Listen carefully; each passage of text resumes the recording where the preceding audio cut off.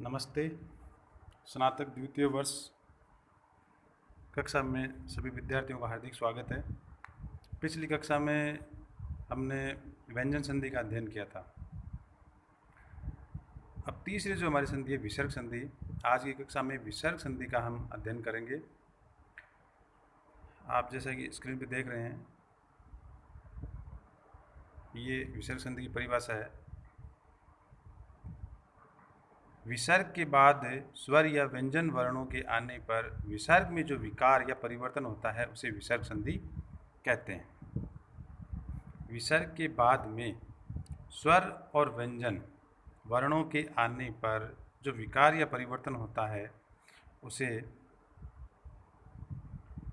विसर्ग संधि कहते हैं। ये तो सामान्य तौर पर विसर्ग संधि की परिभाषा हो गई। विसर्ग संधि में सूत्रों के अनुसार जिन संधियों का हम विभाजन करें या उनमें सर्वप्रथम, जैसे यहाँ पे मैंने रेखांकित किया है, सत्व संधि। सत्व संधि से तात्पर्य यह है कि विसर्ग के बाद जो भी वर्ण आएंगे उन वर्णों के आधार पर स की स्थिति तीन प्रकार से होती है: तालव्य स, मूर्धन्य स और दंत्य स। अर्थात पहला स, दूसरा स और तीसरा स। तो विसर्ग के बाद में कौन से वर्ण आए कि विसर्ग के स्थान पर पहला स हो जाए, विसर्ग के बाद कौन से वर्ण आए कि विसर्ग के स्थान पर दूसरा स हो जाए, और विसर्ग के बाद में कौन से वर्ण आए कि विसर्ग के स्थान पर तीसरा स हो जाए, बस ये सामान्य नियम हमें समझना है। तो मैं आपको सीधे स्पष्ट रूप से इतना समझाऊं कि आप एक चीज़ जो कंठस्थ करना चाहते हैं, समझना चाहते हैं, उसको यूं इन उदाहरणों के माध्यम से समझें कि विसर्ग के बाद में पहला जो नियम है कि विसर्ग के बाद में, यहाँ जो मैंने रेखांकित किया उसमें आप देखोगे कि विसर्ग के बाद में च आ रहा है। यहाँ मैंने जो रेखांकित किया है उसमें आप देखोगे कि विसर्ग के बाद में छ आ रहा है। तो नियम ये बनता है कि विसर्ग के पश्चात यदि च या छ आए तो विसर्ग के स्थान पर पहला स हो जाता है। विसर्ग के बाद में यदि च या छ आता है तो विसर्ग के स्थान पर तालव्य स अर्थात पहला स करना है, बस और कुछ नहीं करना है और सीधा सबको में जोड़ना है। जैसे हम यहाँ देख रहे हैं, राम है विसर्ग प्लस चलती, च आया तो विसर्ग के स्थान पर क्या हो गया, पहला स। यहाँ आप देखो कि जोड़ के हमने बना दिया रामस चलती। यहाँ आप देखो कि विसर्ग के बाद में छ आया है तो विसर्ग के स्थान पर हमने क्या किया है, पहला स बना दिया, जोड़ दिया निश्चलम। तो कहने का मतलब ये हुआ कि विसर्ग के बाद में यदि च या छ आए तो विसर्ग के स्थान पर पहला स होता है। अब हम आगे दूसरा नियम देखते हैं इसी सत्व संधि का कि विसर्ग के बाद में यदि ट या ठ आए, दूसरा नियम ध्यान से समझना है कि विसर्ग के बाद में यदि ट या ठ आए, गहराई से न समझ करके आप ऊपर से समझने की कोशिश करें।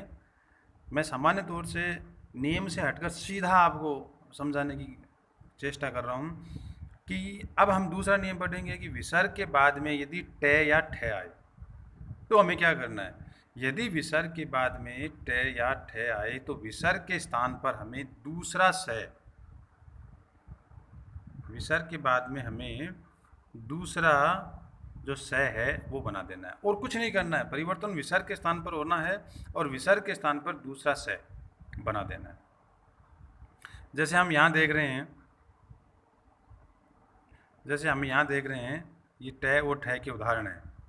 यहाँ हम पहला ये देखेंगे कि राम है टीकते, मिनट फोन आ गया बीच में।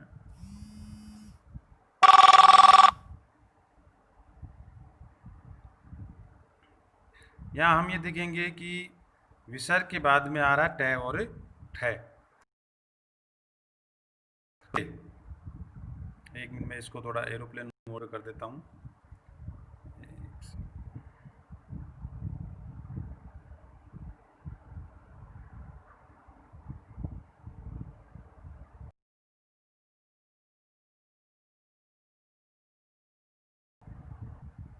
यहाँ आ गया ट, और ठकार यहाँ आ गया विसर्ग के बाद में है। क्या करना है, राम प्लस टीकते, तो राम के आगे जो विसर्ग है उसके स्थान पर स आदेश कर देना है, तो रामस टीकते ये शब्द बन जाएगा।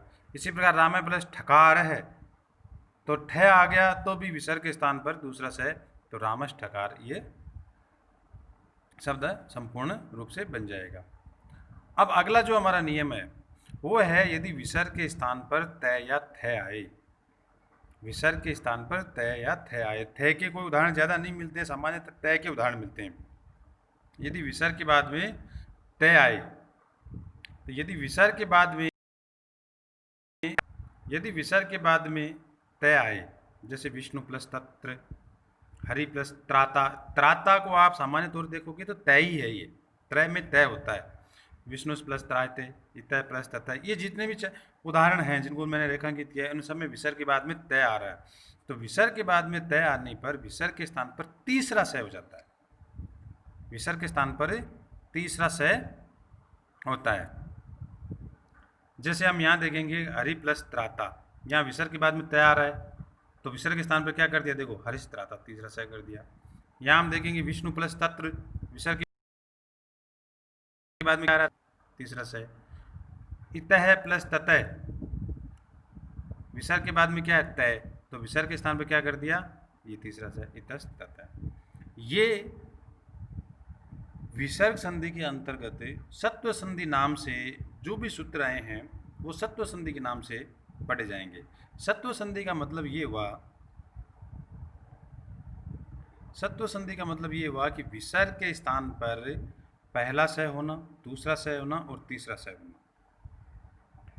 अब पुनरावृत्ति में संधि की वापस करूँ, आपको बताऊं कि विसर्ग संधि में जो सत्व संधि है उससे तात्पर्य ये है कि विसर्ग के बाद में यदि छ आए तो विसर्ग के स्थान पर पहला स कर दो, विसर्ग के बाद में यदि ट आए तो विसर्ग के स्थान पर दूसरा स कर दो, और विसर्ग के बाद में यदि त आए तो विसर्ग के स्थान पर तीसरा स आदेश होता है। तो इस प्रकार विसर्ग संधि में हमें ये सत्व संधि के 3 नियमों का सामान्यतः अध्ययन करना है कि यदि, पुनः एक बार सुन लें कि विसर्ग संधि में विसर्ग के बाद में यदि छ आए तो विसर्ग के स्थान पर पहला स करना है, विसर्ग संधि में विसर्ग के बाद में यदि ट आए तो विसर्ग के स्थान पर दूसरा स करना है, और विसर्ग संधि में यदि विसर्ग के बाद में त आए करना है।